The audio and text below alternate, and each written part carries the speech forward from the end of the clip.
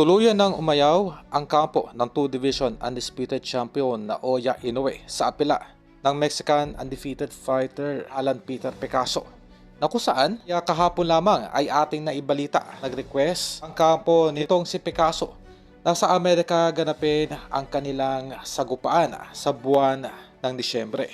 At dito ay mahigpit na tinutulan ng kampo nitong si Oya Inoue. Partikular, ang tumatayong manager nito na si Ohashi. At atin na rin na ibalita na ang justification o ang dinadahilan nitong kampo ni Oya Inoue ay mas malaki raw ang kinikita nito tuwing lumalaban sa Japan, kumpara sa huling naging laban nito sa Las Vegas kontra Cardenas. Pero pa man, hindi lamang po ito usapin ng kitaan dahil kung titingnan po ay tinatamasa lahat-lahat nitong si Oya Inoue ang mga advantages tuwing ito ay lumalaban sa kanyang baluarte.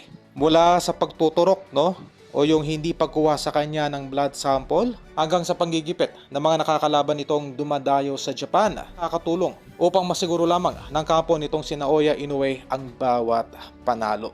Sa kabilang balita, malaki po ang tsansa na posibleng ipalit po itong ating pambatong si Cuadro Alas bilang main event sa bigating matchup na ikakasa ng Kameda Promotion sa buwan ng Disyembre. Para po sa alaman ng lahat ay meron pong inilulutong bigating laban itong Kameda Promotion. Mula po sa ating nakuhang impormasyon ay humihingi pa rin po ng malaking guaranteed purse itong kampo ni Luis Nery upang matuloy lamang ang laban nito kontra kay Casimero. Sa madaling salita, kung hindi po matutuloy ang kanilang sagupaan ay maglalaban pa rin po sa iisang event ang dalawang fighters, na kung saan ang magiging main event nga po ay itong si Cuadro Alas at magiging co-main event na lamang itong si Luis Nery.